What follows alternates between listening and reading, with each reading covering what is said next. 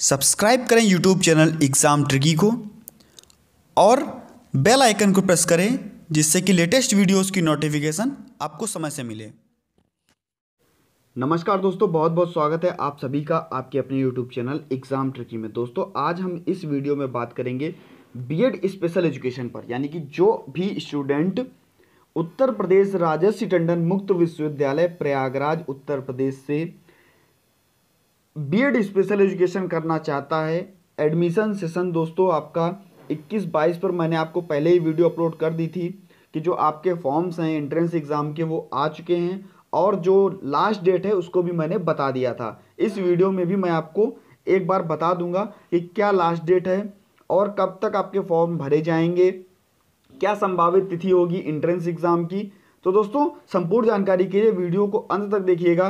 प्रवेश परीक्षा में किन किन सब्जेक्ट से आपके प्रश्न आएंगे, प्रवेश परीक्षा में कितने नंबर के आपके पेपर होंगे, यानी कि जो 2 पेपर्स होते हैं वो कितने कितने नंबर्स के होंगे और लगभग आपको कितने नंबर लाने पर एडमिशन मिल सकता है। दोस्तों इस पर भी चर्चा करेंगे क्योंकि हर बार जो प्रवेश परीक्षा होती है उसमें स्टूडेंट्स की संख्या तादाद जो है वो कम भी होती है और ज़्यादा भी होती है। तो दोस्तों एडमिशन के समय पर जो पिछले साल का जो प्रोसेस था उसके हिसाब से कितने नंबर जो अभ्यर्थियों के थे तो उन्होंने अपना एडमिशन लिया था, किन किन कॉलेजों में आपको एडमिशन ले सकता है, यानी कि बच्चा अगर इंटेलेक्चुअल डिसेबिलिटी से करना चाहता है या बौद्धिक अक्षमता या मानसिक मंदता कह सकते हैं, इससे करना चाहता है तो कौन कौन से कॉलेज मिलेंगे, अगर एचआई से करना चाहता है तो कौन कौन से कॉलेज मिलेंगे, अगर विजुअल इंपेयरमेंट से बीएड स्पेशल एजुकेशन करना चाहता है तो कौन कौन से कॉलेज मिलेंगे। तो इस पर भी दोस्तों बात करेंगे। सबसे पहले मैं आपको बता दूं, सभी ने पहले देख लिया होगा लेकिन मैं फिर से बता रहा हूं कि जो आपकी फॉर्म भरने की डेट थी वो 27 अप्रैल से स्टार्ट हो गई थी और 5 जून को लास्ट डेट है। इसके बाद में अगर आप विलंब शुल्क जमा करने के साथ में आप 15 जून तक फॉर्म अपना भर सकते हैं। ऑनलाइन फॉर्म ट्रांसफ़र करने की अंतिम तिथि होगी।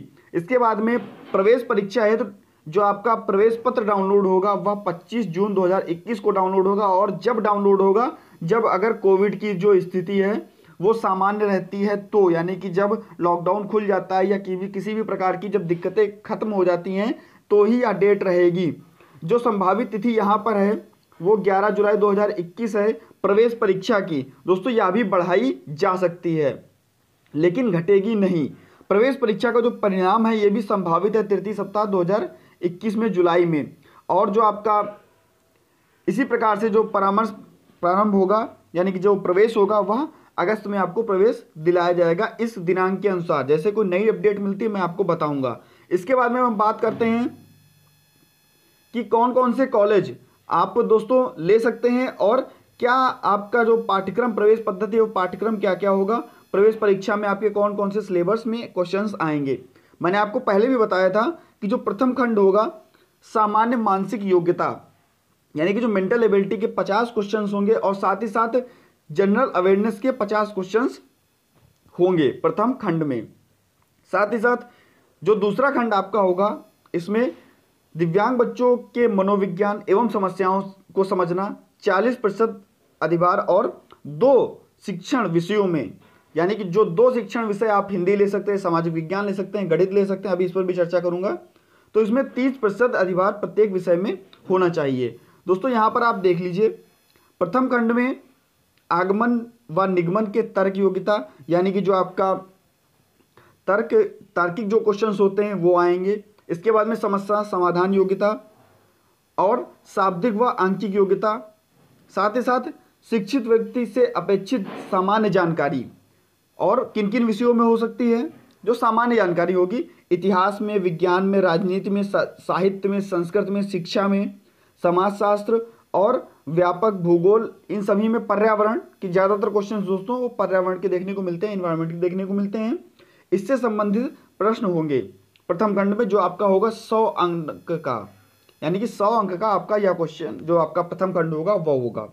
इसके बाद में जो द्वितीय खंड होगा इसके अंतर्गत जो आपके बच्चों के मनोविज्ञान, यानी कि जो आपका मनोविज्ञान होता है, साइकोलॉजी होते हैं, उससे संबंधित क्वेश्चन आएंगे और उनकी समस्याओं से संबंधित प्रश्न होंगे। साथ ही साथ 2 शिक्षण विषय, चाहे वह आपका हिंदी आप ले सकते हैं, विज्ञान, गणित, अंग्रेजी व सामाजिक विज्ञान, इनमें से ये जो आपको बताए गए हैं हिंदी, गणित, विज्ञान, अंग्रेजी व सामाजिक विज्ञान, इनमें से किन्हीं दो प्रश्नों, दो आपको जो पार्ट्स होंगे, किन्हीं दो पार्ट्स को करना है। जैसा कि लोग कभी कभी जो गणित लेता है दोस्तों वह विज्ञान ले लेता है, जो हिंदी हल करता है वो सामाजिक विज्ञान भी ले लेता है, जिसकी हिंदी अच्छी नहीं होती वो क्या अंग्रेजी ले लेता है और सामाजिक विज्ञान ले लेता है। तो इस प्रकार से आपको दो प्रश्न पत्र में दो ही आपको प्रश्न हल करने होंगे हिंदी। इन प्रश्नों में से जो आपके ये सब्जेक्ट हैं इनमें से केवल और केवल आपको दो सब्जेक्ट में ही आपको दिखाना होगा करके। दोस्तों जो आपका टाइम होगा, प्रत्येक खंड में वस्तुनिष्ठ प्रकार के 100 प्रश्न होंगे, यानी कि जो आपके ऑप्शनल 100 क्वेश्चन होंगे, और परीक्षा की कुल अवधि जो होगी वह 3 घंटे की होगी। अभ्यर्थी को परीक्षा प्रारंभ होने के 20 मिनट पूर्व ही सीट ग्रहण कर लेनी होगी, यानी कि आप अपने सीट पर 20 मिनट पहले ही पहुंच जाएंगे, और परीक्षा प्रारंभ होने के 30 मिनट पश्चात किसी भी अभ्यर्थी को परीक्षा में सम्मिलित होने की अनुमति नहीं होगी, यानी कि आप 30 मिनट बाद अगर जाते हैं तो आप सम्मिलित नहीं किए जाएंगे। परीक्षा उत्तर अंक भरने के लिए अभ्यर्थी को काला या नीला पेन ले जाना होगा। ये सभी आप पेपर दे चुके हैं, आपको सभी को पता है, लेकिन आप जो मेन बात थी वो थी कि हिंदी, गणित, विज्ञान और अंग्रेजी और सामाजिक विज्ञान, इनमें से किन्हीं आपको दो ही सब्जेक्ट को करना है। आप हिंदी कर सकते हैं, हिंदी के साथ में स्टूडेंट सामाजिक विज्ञान ले लेते हैं। अगर हिंदी नहीं करते हैं तो आप इंग्लिश कर सकते हैं, इंग्लिश कर सकते हैं और सामाजिक विज्ञान भी कर सकते हैं। आप गणित कर सकते हैं, विज्ञान भी कर सकते हैं। तो इस प्रकार से जो भी सब्जेक्ट आपके मजबूत हैं उन दो सब्जेक्ट्स को आप ले सकते हैं। चलिए, इतना होने के बाद में जब आपको प्रवेश परीक्षा, यानी कि जब आप प्रवेश परीक्षा दे लेंगे, जब आपका रिजल्ट आ जाएगा तो कहाँ कहाँ पर आप एडमिशन ले सकते हैं, यानी कि जब आप फॉर्म भरेंगे तो वहाँ पर आपसे पूछा जाएगा कि आप किस क्षेत्र के अंदर आप अपना बीएड स्पेशल एजुकेशन विशेष शिक्षा, विशिष्ट शिक्षा करना चाहते हैं। तो दोस्तों आप सभी को पता है जो आपका मानसिक मंदता यानी कि मेंटल रिटार्डेशन जिसको बोला जाता है, ये होता है एक आपका, इसका नाम बदल के इंटेलेक्चुअल डिसेबिलिटी कर दिया गया, यानी कि बौद्धिक अक्षमता किया गया। तो घबराने की बात नहीं है। उसके बाद में दोस्तों वीआई यानी कि विजुअल इंपेयरमेंट, यानी कि दृष्टिबाधिता, इसके बाद में हम बात करेंगे हेयरिंग इंपेयरमेंट यानी कि श्रवण बाधिता, यानी कि जो बच्चे सुनने में अक्षम होते हैं इन पर जो कोर्स कराया जाता है। तो इस प्रकार से आपके जो कॉलेजेस हैं, आपको 7 कॉलेज देखने को मिलेंगे। इसमें से विकलांग केंद्र भारद्वाज आश्रम प्रयागराज, यहाँ पर जो कॉलेज आपका है वो बौद्धिक अक्षमता का है, यानी कि इंटेलेक्चुअल डिसेबिलिटी का है, या कह सकते हैं मेंटल रिटार्डेशन का है। यहाँ पर जो सीटें हैं, सभी जितने भी कॉलेजेस हैं यहाँ पर सीटें जो हैं वो 50 हैं, और जो 5-5 सीटें हैं वह EWS कैटेगरी की हैं, EWS कैटेगरी की हैं। और इसके बाद में ऐसे ही आपका जो नेक्स्ट है वो भी आपका दृष्टिबाधिता से है, और जो ये जो लिखा होता है S90, 951, S952, ये दोस्तों ये कॉलेज के कोड होते हैं। जब आपसे वहाँ पे फॉर्म भराएगा तो आपसे कॉलेज के कोड भी मांगेगा, तो इसको लिख लीजिएगा। TD college Jaunpur, Uttar Pradesh institute for the hearing handicap जो दोस्तों आपका प्रयागराज में है। इसके बाद में आपको लखनऊ में कॉलेज देखने को मिलेगा, और उसके बाद में प्रयागराज में ये कॉलेज है आपका। इसी प्रकार से जो मेरठ में आपका ये कॉलेज है। 7 कॉलेज आपको देखने को मिलेंगे, और मैंने आपको फीस के बारे में भी बताया था। इसके पहले की जो वीडियो थी मैंने आपको उसमें पूरी डिटेल दी थी, फीस से लेकर के सारी जानकारी तक। अब हम बात करेंगे कि कितने नंबर होंगे प्रवेश परीक्षा में, कितने नंबर होंगे तब आप सेफ जोन में जा सकते हैं, यानी कि एडमिशन आपका हो सकता है। दोस्तों जब पहली लिस्ट कभी भी निकलती है, पहली लिस्ट, तो दोस्तों जो जनरल कैटेगरी के स्टूडेंट्स होते हैं, सामान्य कैटेगरी के स्टूडेंट्स होते हैं, लगभग में 110 नंबर आप दोनों सब्जेक्ट्स में, यानी कि 200 में आप 110 नंबर अगर ला रहे हैं तो आप सेफ जोन में जा सकते हैं। पहली लिस्ट में अगर आपके 110 नंबर तक हैं तो आप सेकंड लिस्ट में भी, अगर फर्स्ट में नहीं हो रहा है तो आप सेकंड में भी, जैसे ही नेक्स्ट मेरिट लिस्ट निकल के आती है वहां पर आपको बुला लिया जाएगा। घबराने की कोई ज़रूरत नहीं है। लेकिन जो ओबीसी कैटेगरी के स्टूडेंट्स हैं यहाँ पर कोई ज़्यादा प्रभाव देखने को नहीं मिलता। अगर 108 है, 109 नंबर या 105 नंबर तक हैं, फिर भी इनको एडमिशन मिल जाता है, फर्स्ट लिस्ट या सेकंड लिस्ट किसी में भी।